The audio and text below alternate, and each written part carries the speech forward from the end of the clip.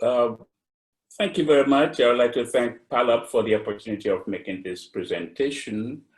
And the topic, of course, is that of malignant hematology and related clinical trials. It was a large topic, as a matter of fact. And so I would probably just be making a few what I would call vignettes as we go along. Now, the younger people are usually taken aback when I talk to them about the golden age of cancer research in Africa. This is understandable because it just see how things are going on in Africa right now with the weak educational system and the health services, which are not very satisfactory. And so for them, a golden age of cancer research is something in the past. Now, that age actually existed between 1950 and 1970, when places like Makerere University in Kampala, Uganda, and the University of Ibadan in Nigeria, more or less were like Mecca and Medinas for cancer research. In those days, not much was known in those days about cancer in general. So let me change my slide here, okay? And everything was gloom and doom about cancer. And so when Burkitt's lymphoma was discovered as a curable cancer, everybody got very excited, and places like Ibadan and Kampala, where the disease was being studied, became very attractive for people. The heroes of the time are listed here. They were a mixture of expatriate colonial scientists and Nigerians and Ugandans. They're all listed here. So let's go to the next slide here.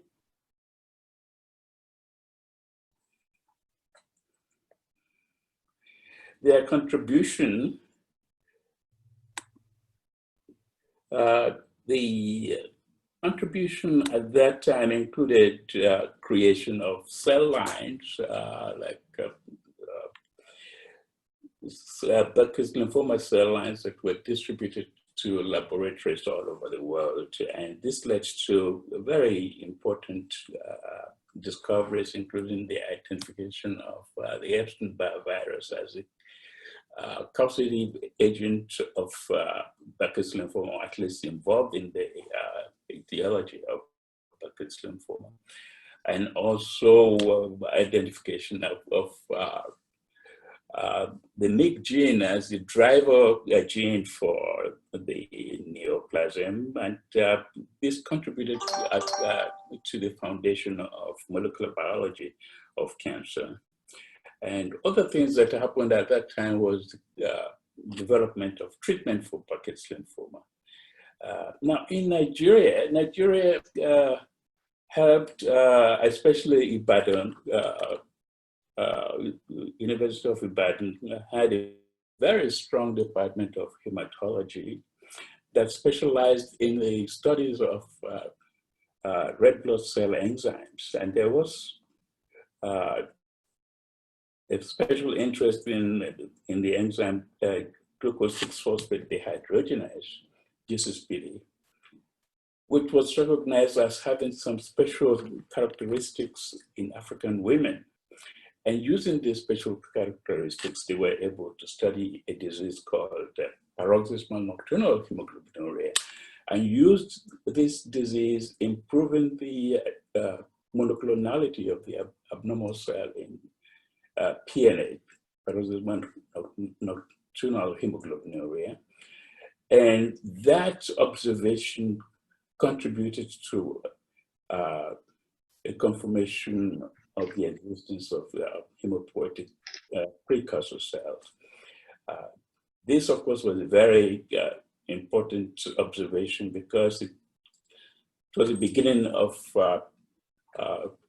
people beginning to think of the possibility of bone marrow and peripheral stem cell transplantation as a possible treatment of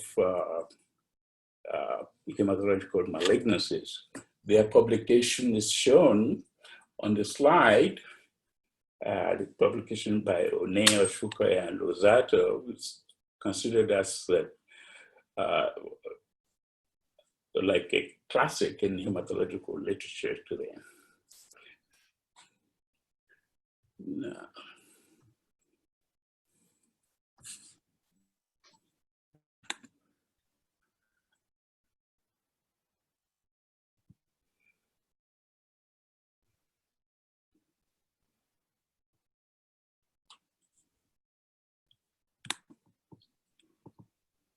Now, the 1950s to 1970s was a time when the best news about cancer actually came from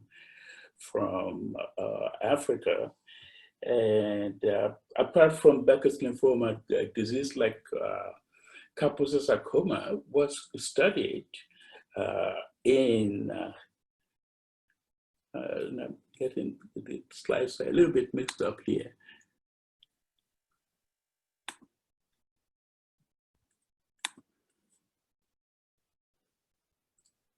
Yeah, Kaposi sarcoma was studied as a rather unique cancer in Africa. Not many people were actually interested in that disease until the outbreak of HIV/AIDS in the US in the 80s. And Kaposi sarcoma became very interesting, not only in the US, but for the rest of the world, because Kaposi sarcoma was recognized as an indicator disease for AIDS, and the only treatment that was available at that time was what was developed in Uganda.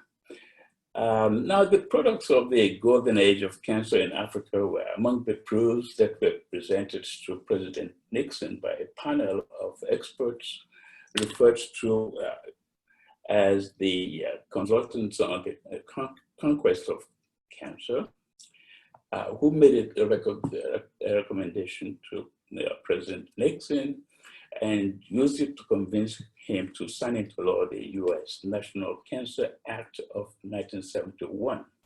Now, the signing into law of that act actually revolutionized our understanding of cancer because a lot of money, it allowed the US government to pump in a lot of money into cancer research, and that transformed our understanding of cancer as it is today. So now, the discovery of Burkitt's lymphoma and its association with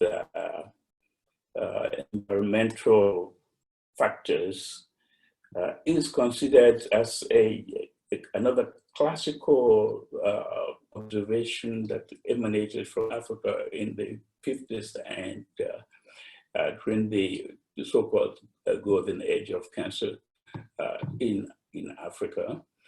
And it's more or less recognized as a unique observation in cancer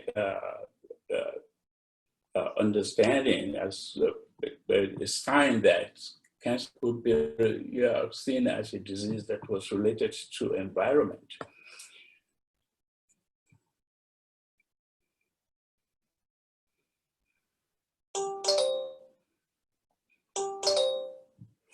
Now, those who are interested in acute lymphoblastic leukemia or leukemia in general in Africa would recognize that the incidence of acute lymphoblastic leukemia is rather low in African children. And this is usually attributed to underdiagnosis. But in some work that we did in early 1980s with Professor Mel Greaves at the University of Ibadan, we were able to show that the low incidence, the low frequency of acute lymphoblastic leukemia in African children is not due to underdiagnosis, but rather the absence of the disease. And that absence of the disease is most likely related to the lifestyle of Africans. As you can see on this table here, common acute lymphoblastic leukemia occurs at an incidence of less than 10% of what is observed in the children of the United Kingdom and the Caucasian children of the United States. And as I said earlier, this low incidence is most likely related to the lifestyle of in Africa, and it's associated with what I would refer to as socioeconomic deprivation. We actually carried out a study of the distribution of leukemia and lymphoma subtypes in Ibadan inhabitants. Those of people who know Nigeria very well would recognize that the city of Ibadan is a very large city with a core that is inhabited by rather poor people, and it's surrounded by areas that are better developed and inhabited by more well-to-do people, as shown here. And you tend to have Burkitt's lymphoma in the inner city, right, like in this area, whereas in the better built and areas that were occupied or inhabited by well-to-do Nigerians, you tend to have acute lymphoblastic leukemia. So this is one of the reasons why we believe that the low frequency of acute lymphoblastic leukemia is something that is related to the lifestyle of the population. Now, in 1979, Bob Gallo, a scientist at the National Cancer Institute in the United States,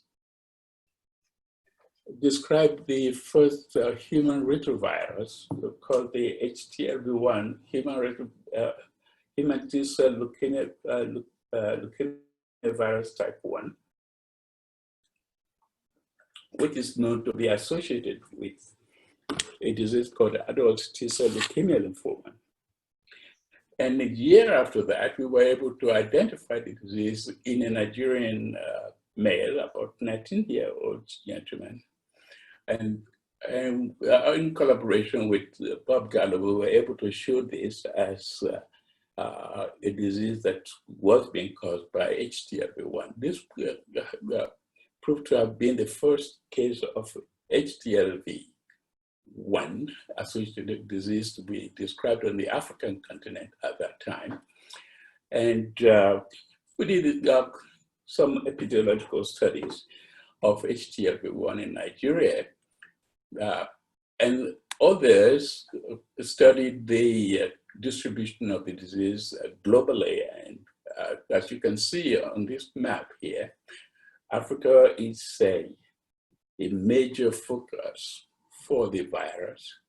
When the virus is seen in Europe, it's usually is probably due to the migration of Africans to Europe, colonial migration. And in the same way, the presence of the virus in the Americas and West Indies is most likely due to the slave trade. And the only condition that we're not able to explain is the presence of HTLV1 in Japan, which is a major focus for HTLV1. Now,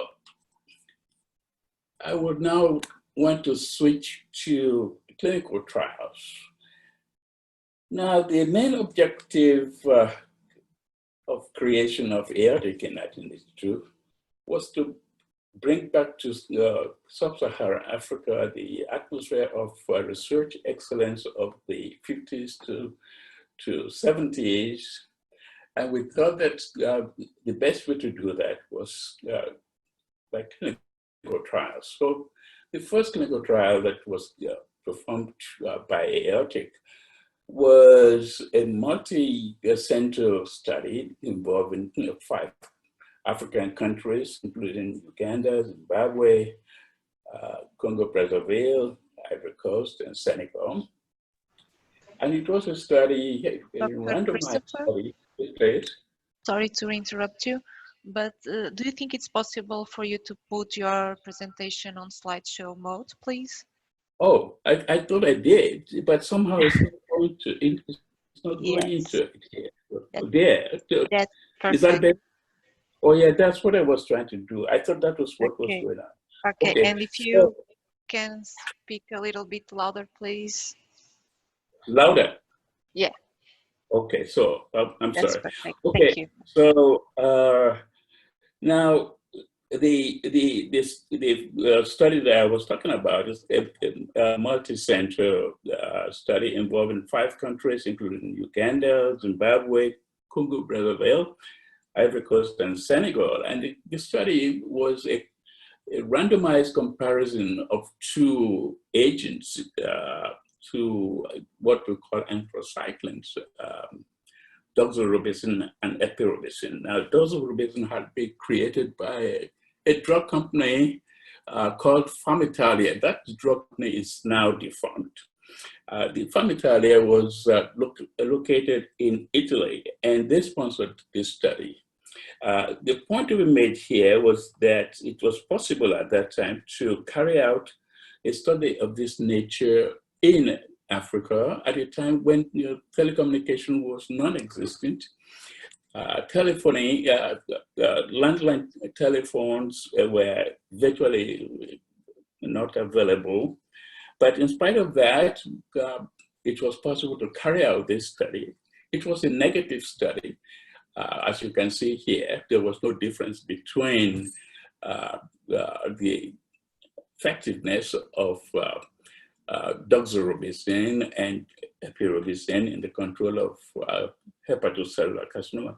But in spite of that, we were able to publish this study in an academic journal in Africa. And it was also presented at a meeting in Paris in 1991.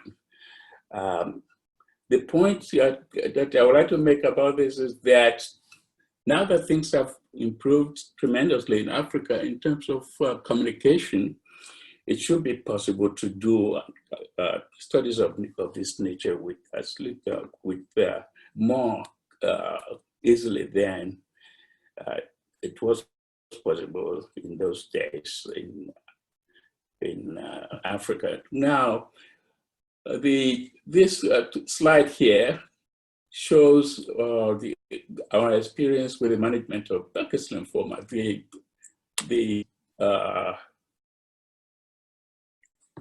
The graph on the left side shows the difference in the management outcome when you treat Burkitt's lymphoma of stage A. Stage A means that the disease was localized to one side of the face, or you treat it at a more advanced stage, like here. Need to go back here. Yeah. This is stage D, which meant that the disease had spread to the central nervous system. So, and as you can see here, Burkitt's lymphoma was almost curable at about almost 100%, maybe 95% in those days. Whereas once the disease had spread to the central nervous system, the cure rate went down as low as 25%. So we thought that we could improve on this by trying to manage the central nervous system with a drug that crosses the blood-brain barrier when given at a very high dose. So we carried out a second investigation and a clinical trial study in Ibadan, also in the 80s, between 1984 and 1986, given the drug cytosine albinoside, a very high dose, well, 20 times the normal dose. At that level, the drug gets across the blood-brain barrier into the central nervous system at a high enough concentration to bring about better control of the disease. And that is shown here. The randomized studies that we did here, comparing the standard treatment dose regimen versus a high dose regimen. And the high dose regimen resulted in about 70% cure rate. I mean, this was a phase 2 kind of study, so it wasn't actually designed to tell a difference in the outcome in the two arms. And you can see that those who received the standard dose of cytosine albinoside did much more poorly, with about 20% rate of survival. Now, this is our experience with acute lymphoblastic leukemia. In the 80s, we treated children in Nigeria with acute lymphoblastic leukemia with the standard treatment regimen that was being used in Europe for European children. This was a combination of vincristine and prednisone, with the maintenance being done with 2 drugs, 6-mercaptopurine and methotrexate.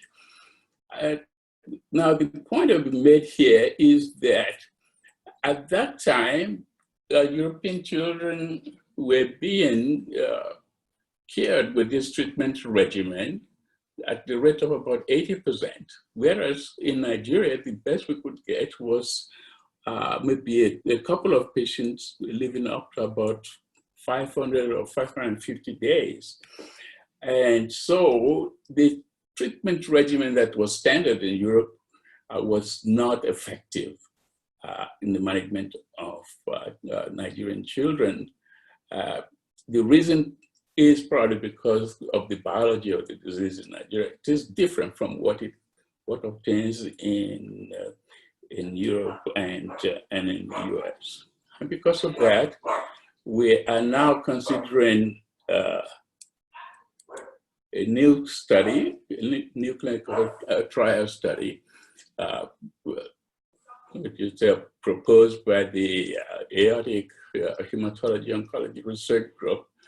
That study is being led by the principal investigator, Professor Muhiz Durosimi of Obafemi Awolowo University in Nigeria.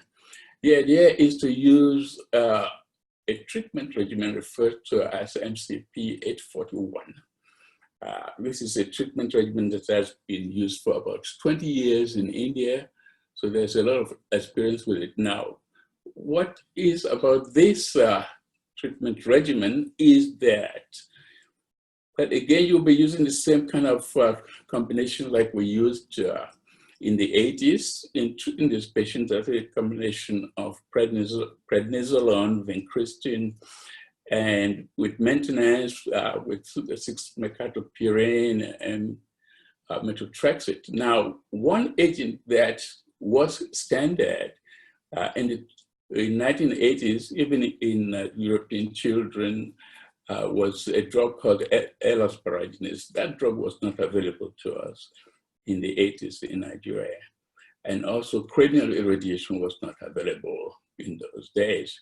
So this treatment regimen here is designed to include L-asparaginase, and in addition, high-dose cytosininabinose, like I showed earlier,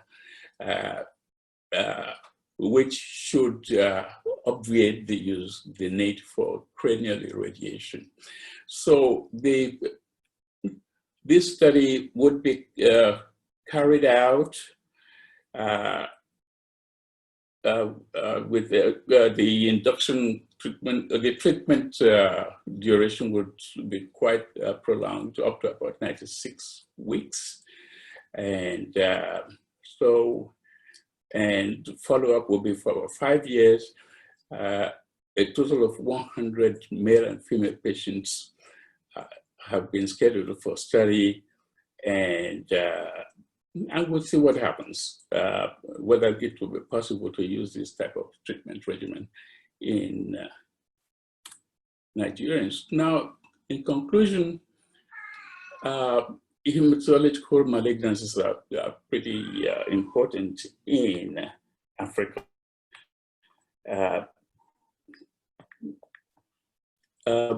Especially because they are the most common malignancies under the age of 30 in Africans. Now, about 70% of Africans are below the age of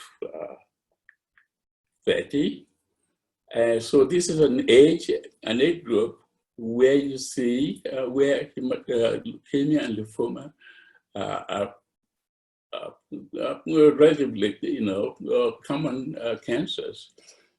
Unlike the older age group of 50 and above, now beyond the age of 50, you can see here breast cancer and prostate cancer among the more frequent cancers. Hematological malignancies are more easily treatable and more more curable, and because of this, I believe that more attention needs to be paid to the study of hematological malignancies, especially because they affect an age group that is probably the most productive age group in Africans. I think I'll stop there and take some questions. Thank you. Good evening. Good evening. Let me introduce myself. Yes. Dr. Muhammad. I am the moderator for this session. So I was a bit late because I was held up elsewhere. So just to give an introduction to Professor Christopher Williams. Professor Christopher Williams, as mentioned, is a co-founder of Aortic and the founder of Aortic, which is the hematology oncology research group for Aortic. He specializes in cancer care, clinical hematology, and mostly cancer research, mostly in clinical and malignant hematology. So we wanted to ask anybody. Does anybody have a question to Professor Christopher Williams?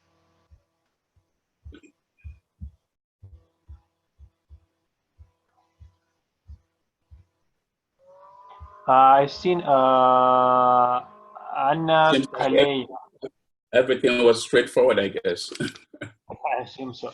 Anna Kalea, your hand was raised up. Do you have any questions to Professor Christopher Williams? Can you unmute yourself? No, yes, I'm unmuted.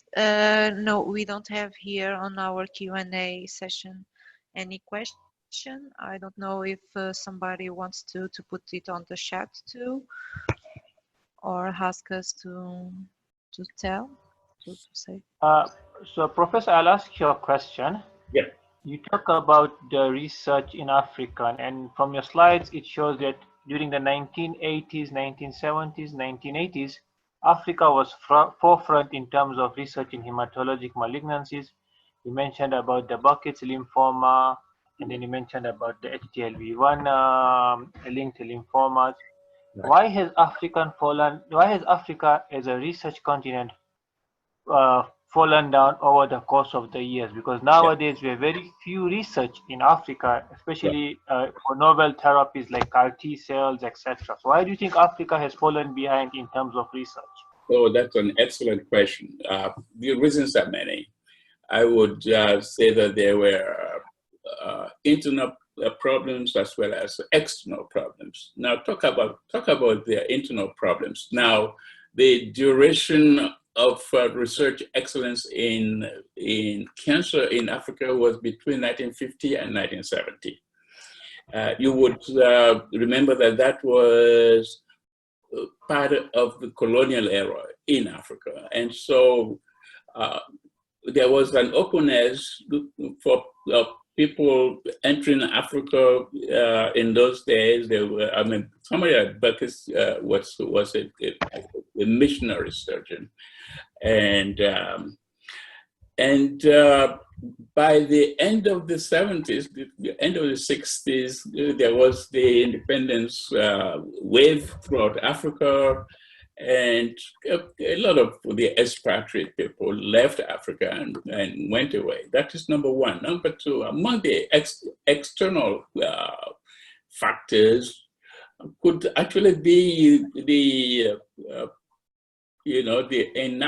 enactment of the law of the war against cancer that led to massive investment in cancer research outside Africa. So interest shifted away from Africa. I mean, Becker's lymphoma was no longer a novelty. I mean, there were other things to be done. So a lot of money became available. As a matter of fact, Africa became the victim of its own success. In the 70s, 60s, and 70s, we treated a disease like chronic myelogenous leukemia equally in the same way in America as in Africa. But after the 70s, new drugs became available outside Africa, including the TKIs, the tyrosine kinase, and more expensive drugs because of the massive developments that took place outside Africa. So these things became unavailable to Africa anymore. So that in my view would be some of the reasons. And also African leaders also have to accept responsibilities for some of the unfortunate things that happened. For instance, we know that Idi Amin, for instance, in Uganda, went out of his way to close down the Uganda Cancer Institute, and more or less indicated that this kind of thing was not particularly necessary in Uganda. And then there was, failure of governance. And there was a failure in the educational system. We were not able to maintain the type of educational and health services that obtained during the colonial era. So that would be my answer to your question. Okay, the other question, there's a question by Dr. Lopez. He asks, there's a question that says, what proportions of hematological cancers in Africa are likely to be due to infectious agents? Oh, that's another very good question. This is what I was trying not to complicate the issues. Infections play a major role in cancer etiology in Africa. Take, for instance, cervical cancer. It's caused by HPV. That's an infectious agent. Burkitt's lymphoma in children is caused by EBV. That's an infection. And lots of other malignancies. And I alluded partially to the role of lifestyle in Ibadan, and I try to show that it's a complicated situation.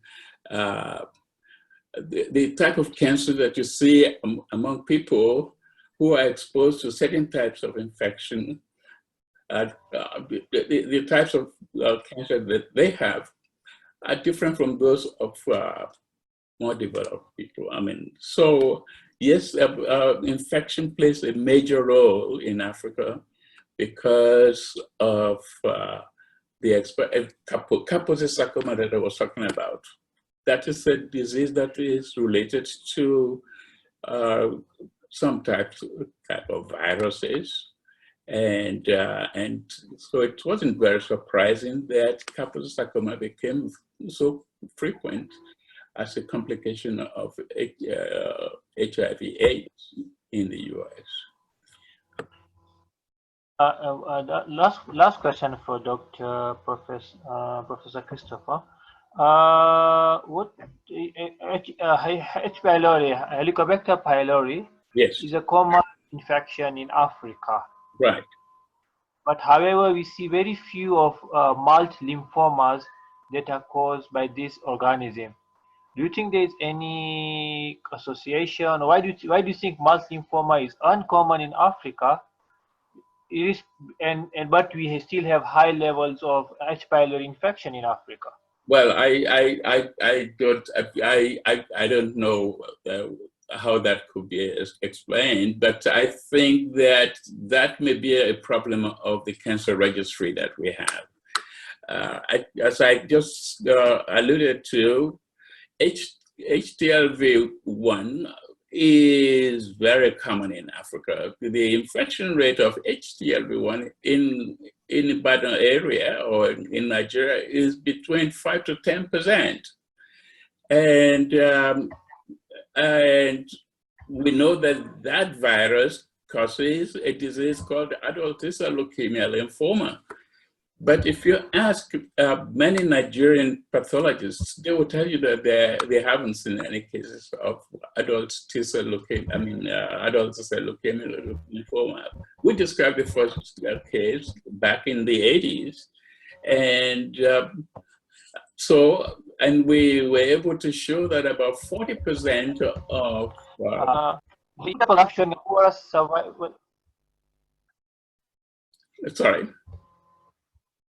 You put up a graph on showing poorer survival in African children, yes, as compared to European children, right, using the same regimen. Why do you think so African children have a poorer survival than those in European children using the same regimen? Yeah, I think that the answer to that is that the disease in Africa is different from the disease in European children. The European children, I didn't want to go too much into details about this. The disease in the European children is one that is associated with the immunophenotype referred to as common ALL. Now, the common ALL variant of the disease is relatively sensitive to treatment, whereas the African ALL lacks the common ALL property, and most of the African cases of the African children are probably T-cell ALL, or there may be some other genetic abnormalities that make the disease more resistant to treatment. And so the treatment regimen that we were using, that we were trying to copy from Europe, was inappropriate for the African population, and that is where we're looking at the H71 protocol that we're going to study. Well, that is a more intensive treatment, and it can be given for a prolonged period of time. And we'll see what happens. Maybe we'll be able to get, it's been tried in India, and the disease in India is very, very much like what obtains in Africa. If you treat the Indian population, the children, the way you treat Yeah, the Professor Europeans, Williams, they would also get a poor result like we did. Professor Yeah, Williams, yes, please. for the time, we are being told we are short of time and we have like 2 more speakers to present. Yes, I'm So sorry. I was just trying to answer your questions. Thank you very much. I now call upon Professor Binya. Professor Binya is a professor of medicine at the University of Nairobi in Kenya. He's also the director of the Fellowship of Medical Oncology at the same university. He's my mentor, and it is under his tutelage that I did my medical oncology. He will talk about experience of chronic myeloid leukemia in Nairobi. Welcome, Professor Binya. You can share your slides. Thank you, Ezi, for the introduction. Can you see my slides? Because it's on the screen? No, not yet. We are trying to see what's happening. All right. Have you received a request? Now it's coming. Anything? Yes. Yes, Prof. Can you put it on slide, please? Yes. I have it. I have put it on screen. You can see?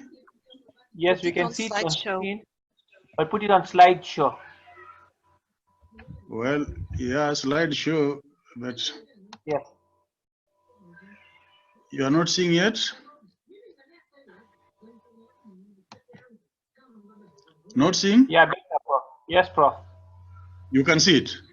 Yes, Prof, we can see it. Okay, good. So chronic myeloid leukemia in Africa, current and future research collaboration. Clinical features of chronic myeloid leukemia. This was first described by 2 pathologists, that entity, Dr. Rudolf Fritjof and John Hughes Bennett, working in different parts of Europe. Now, the presenting complaints among patients in at the Hurlingham Oncology GPAP clinic in Nairobi, we had 380 patients and 450 symptoms analyzed. And as expected, the main complaint was in the abdomen, 46%.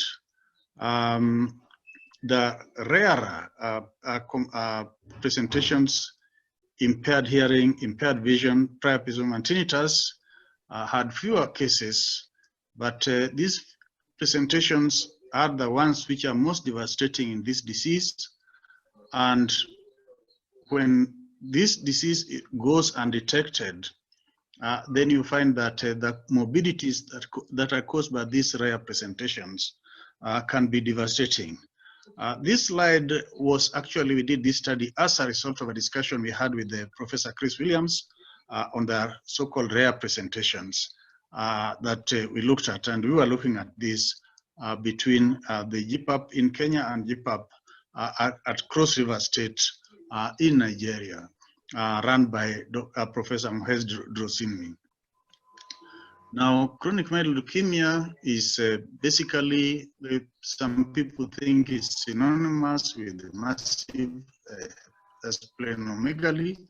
Of course, if you are in the continent of Africa, there are lots of other causes, infectious causes and non-infectious, of massive splenomegaly.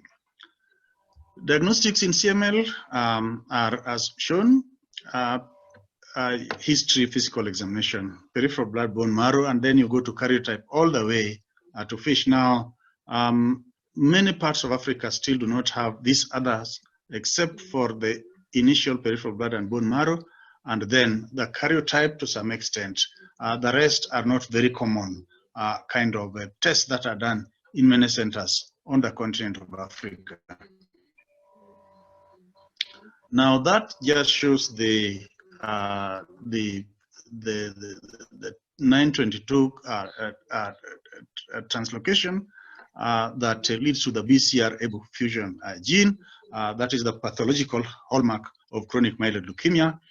And as I said, diagnostics not really available in most parts of Africa. Many countries will have probably one center or two centers, but most of them will be taking these tests. The samples are flown abroad for diagnostic purposes. The current treatments of chronic myeloid leukemia in the continent of Africa is mainly tyrosine kinase inhibitor based, but this is out of actually goodwill by the Marx Foundation. In absence of that, where you do not have this, you will be surprised that in many parts of Africa, the treatment still is based on the good old hydroxycarbamide. I don't know whether anybody is still using busulfan, dibromannitol, but I know hydroxycarbamide is still used in many parts, but where the Marx Foundation with the GPAP or the so-called Marx Assess solutions is today, then we are lucky enough or fortunate enough to have access to the best of tyrosine kinase inhibitor therapy that are used in the treatment of chronic myeloid leukemia today. And this slide just shows the imatinib fitting the ATP binding pocket of the BCR-ABL tyrosine kinase and blocking the downstream signaling that is leukemogenic in this disease. As we can see there, things were very difficult in chronic myeloid leukemia before the tyrosine kinase inhibitor therapy. That slide shows survival prior to tyrosine kinase inhibitors. The patients, of course, who were treated, the median survival at that time after diagnosis was in the region of 2 to 3 years, after which the patients progressed to accelerated and blastic phases. And those who were diagnosed in the blast phase survived for just a few months. Now, at that time, allogeneic transplantation was the only curative treatment before tyrosine kinase inhibitor therapy. But again, as you realize, this is not available on the continent of Africa, mainly, except for centers in the far north and the far south. Many patients cannot afford to be put on this treatment, and this treatment being toxic the way it is, patients who are in the elderly population, again, are not good candidates for this kind of treatment. Now, after the advent of imatinib, you can see that the outcome of chronic myeloid leukemia patients has been very good, and the CML-related deaths compared with all deaths is almost similar. Now, new approaches for treatment of chronic myeloid leukemia. We have imatinib. We have imatinib in many centers, supported by the GPAP, as I said. We have dasatinib. We have access to nilotinib. In Nairobi, we have it. It is not on the program, but we have bosutinib. We have ponatinib and imatinib. Because of the access program, we still use imatinib as our first line for all cases. So the others, be it dasatinib, nilotinib, bosutinib, we use as second line, and ponatinib we use as third line. Now, financing of treatment is a problem. Africa tends to be poor in health and research financing.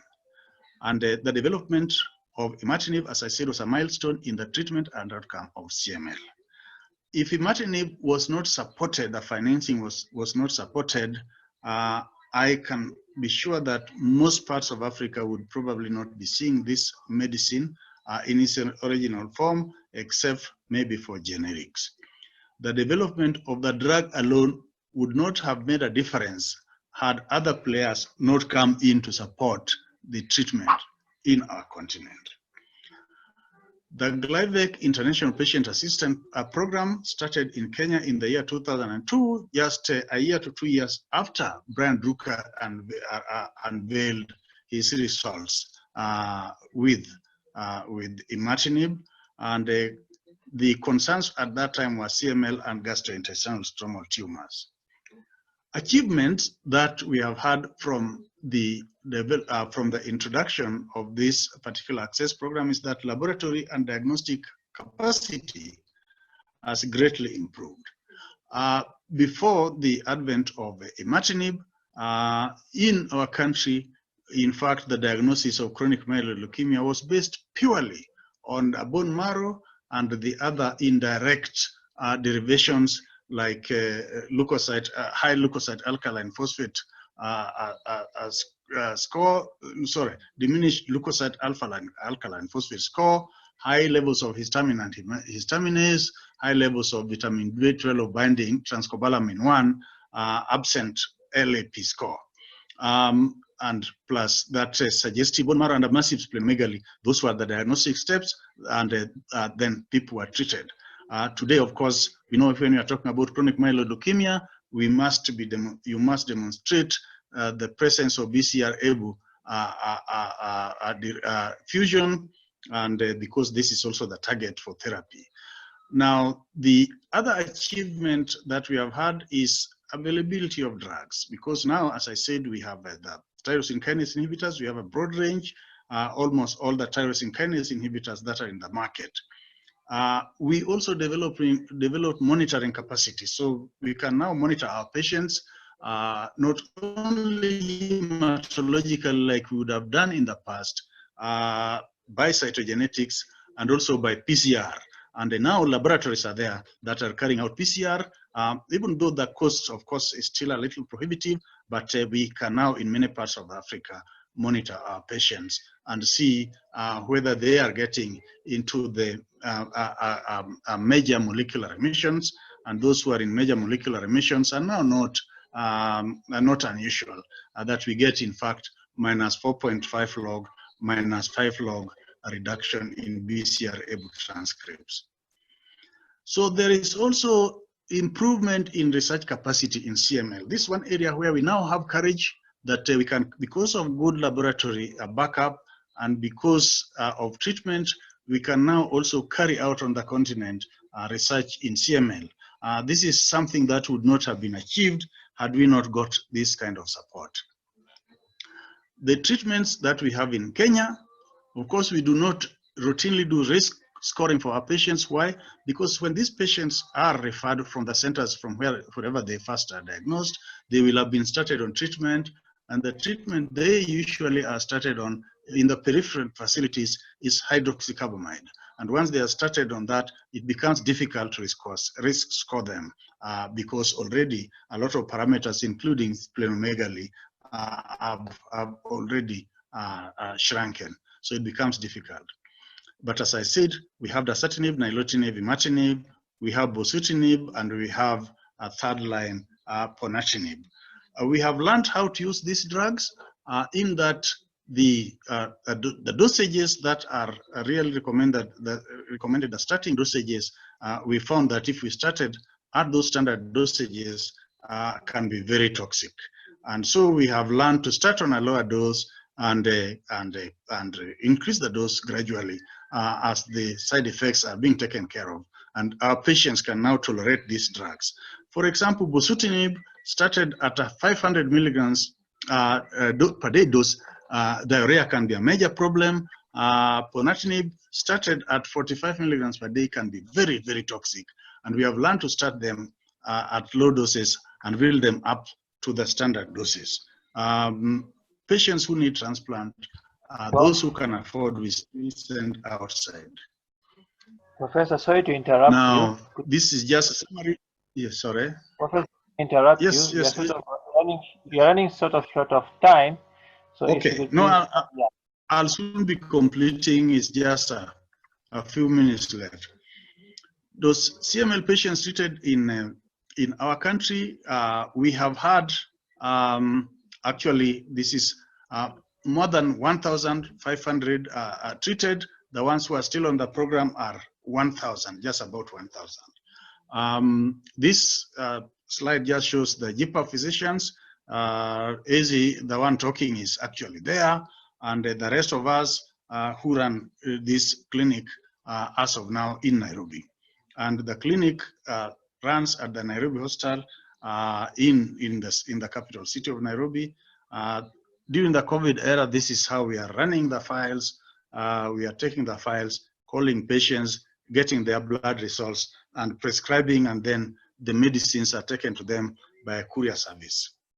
Now, these are African countries with the support of the mass, and that includes Ghana, Kenya is there, plus the countries that are shown. Now, collaborations, we have collaborations between Kenya, Sudan, and Ethiopia.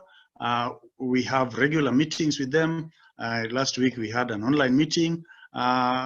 We have discussions between Kenya and Nigeria, Kenya and Egypt, but we are yet to formalize our collaborations. In terms of research, we need to do a lot more collaboration on the continent between countries in research.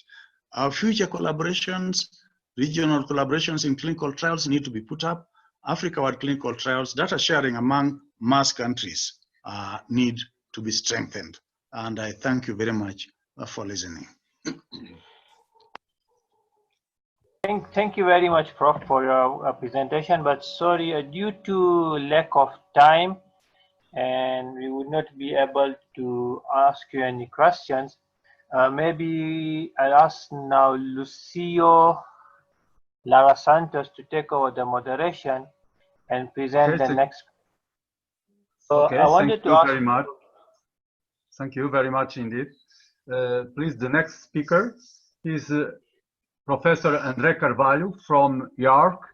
He's a specialist of screening of cancer. Please, Professor Andre. Hello, thank you so much for this kind invitation to participate in this Congress. And I think Professor Nicholas Abeji need to stop sharing the screen so I can share. Oh, okay. Yes, I'm going off.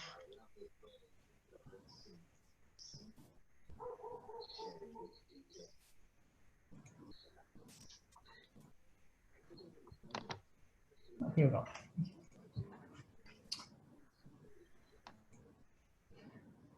Okay.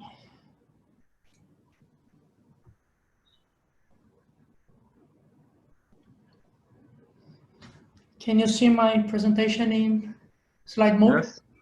Okay, great. So thank you for this kind invitation, and I'm going to talk a little bit of our new initiative at IARC that's called Cancer Screening 5 Continents, that is a little bit similar like the GlobalCan that collects information in incidence and mortality of cancer. In this case, we are using a similar platform to collect information on cancer screening data, right? So it's all about, as Professor talked about, international collaboration, networking, getting data together and analyze and compare. So the Cancer Screening 5 in 5 continents has 3 key project goals. One is to collect and disseminate information on cancer screening practice and programs globally. The second one is to harmonize the data collection for the evaluation of screen programs. So we have these harmonized, standardized forms that every country will collect data in the same way, so we can compare the performance indicators and the qualitative. And also the intention of it is that to assist the countries in organize the health information system for continuous quality improvement of cancer programs screening. Right, so it has a lot of quality improvement in the program.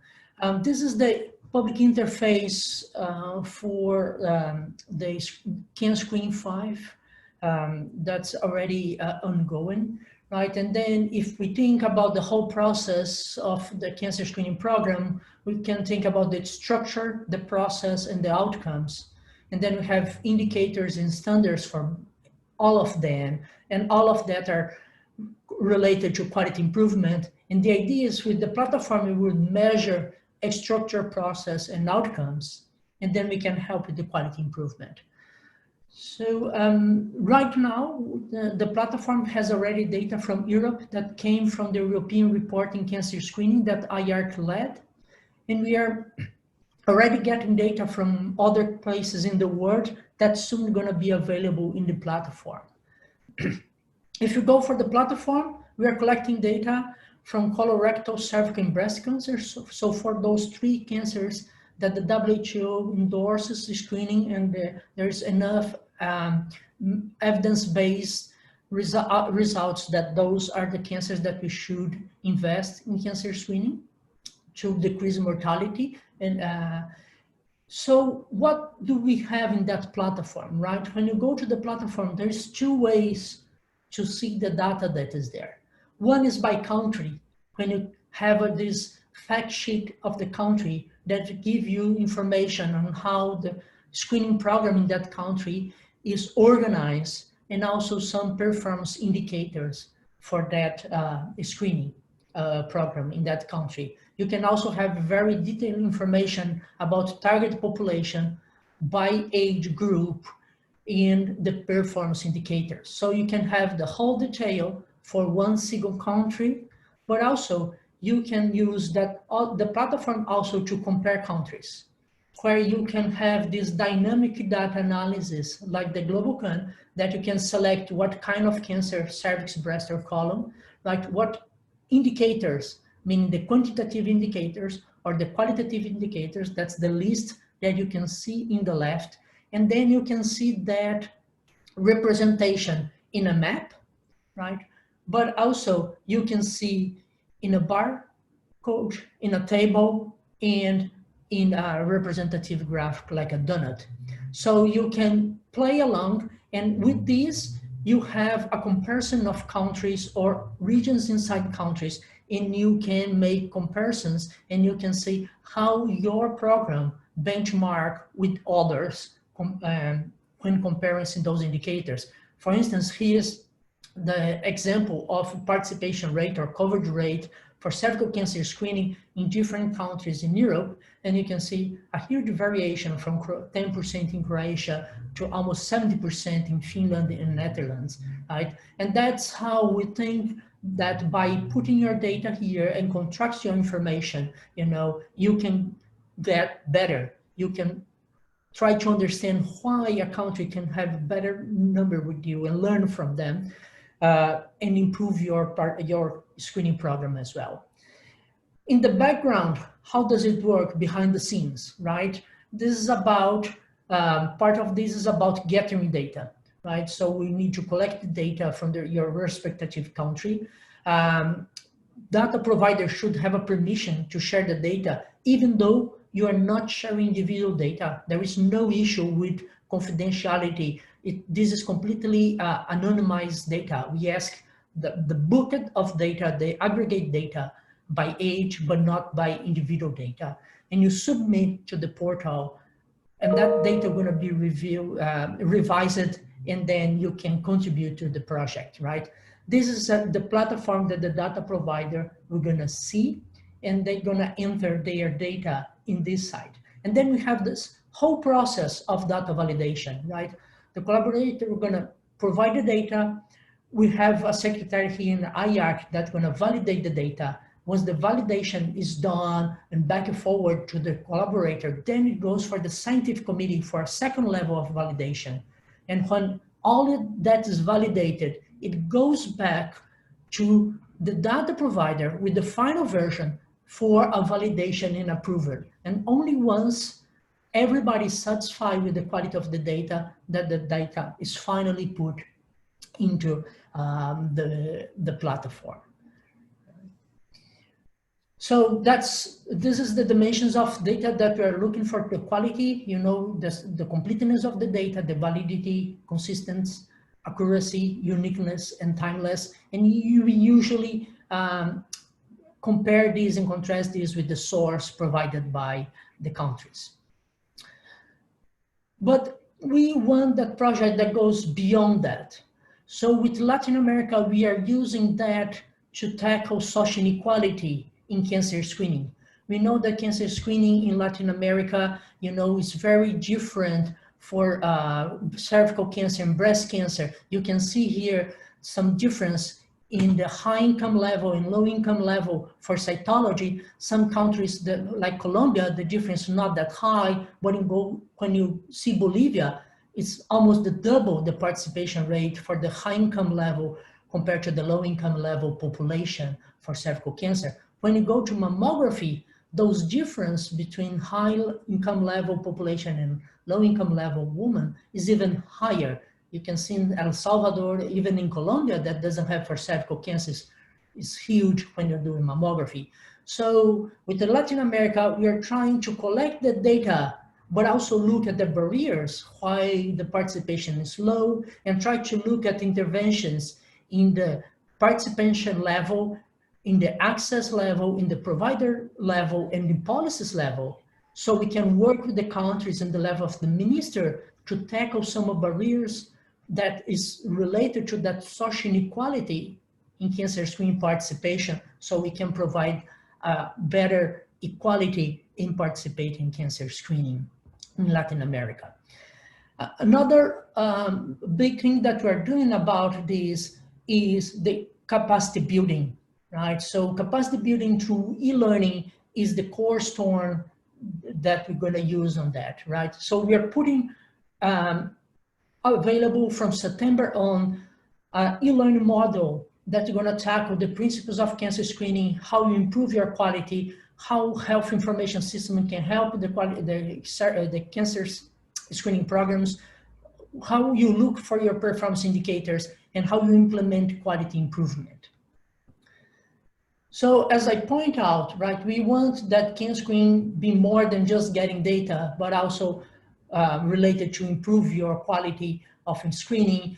And we think that the e-learning platform is going to help with that. In the short term, they should enhance the knowledge of program managers and research about concepts for evaluation quality of the cancer screening programs. But in the mid and long term, we truly believe that this can stimulate countries to provide and report cancer screening program audit data that can be used to monitoring, evaluation, and quality improvement. It's important to say that the first e-learn project that we're going to put in place, that's a mixed methodology, that's the e-learn model plus the face-to-face meeting, is with Africa training. Right? In September, we're going to initiate this program with representatives from 15 countries in Africa, and in February, tentative in February 2021, if COVID allowed us, we're going to have a face-to-face meeting with those representatives. So this is the 15 countries that are going to participate in this first mixed methodology in the learning project. We have 3 countries from the PALOP group, that's Cape Verde, Angola, and Mozambique, that are going to participate on that, and many other countries that are English speaking. The next group of Africa countries that we're going to work with are going to be the French speakers ones.